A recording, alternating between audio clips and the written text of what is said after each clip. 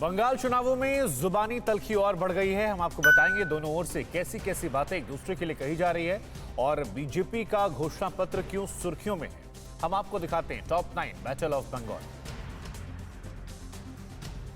BJP के संकल्प पत्र को टीएमसी ने जुमला बताया है। टीएमसी ने कहा है कि आयुष्मान भारत योजना से बंगाल के सिर्फ 1 करोड़ लोगों को लाभ मिलेगा, जबकि टीएमसी सरकार 10 करोड़ लोगों को फायदा पहुंचा रही है। टीएमसी ने कहा कि ये दुखद है कि बंगाल के लिए घोषणा पत्र गुजरात में रहने वाले व्यक्ति ने जारी किया और मंच पर मध्य प्रदेश के व्यक्ति थे।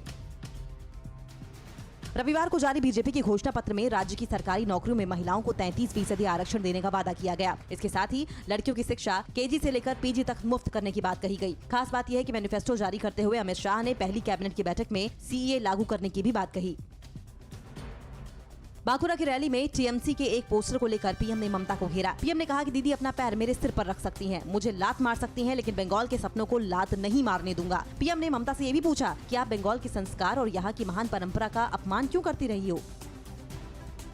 ममता बनर्जी ने गांधी की रैली में बगैर नाम लिए पूरे अधिकारी परिवार को खरी खोटी सुनाई। ममता ने कहा कि वो उनका बहुत सम्मान करती थीं, उन्हें प्यार करती थी, लेकिन ये लोग मीर जाफर जैसे गद्दार निकले। ममता ने कहा कि वो खुद कह रहे हैं कि 2014 से बीजेपी के साथ संपर्क में थे। इसके बाद कोई भी समझ सकता है कि वो किस तरह से पार्टी में सेंध लगा रहे थे।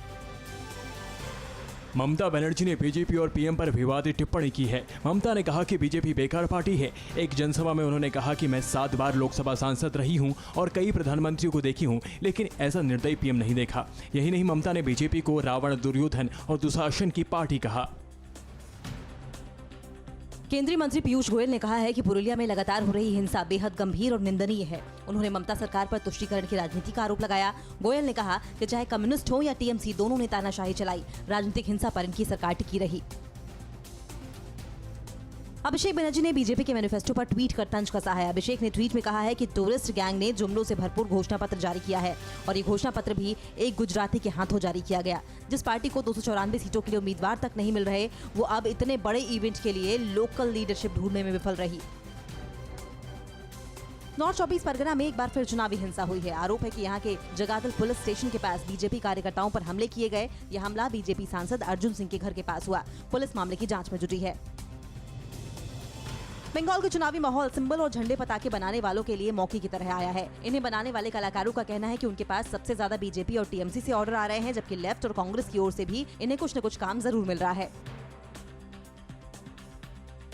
परवाह देश की, सोमवार से शुक्रवार रात 10 बजे TV9 भारतवर्ष पर।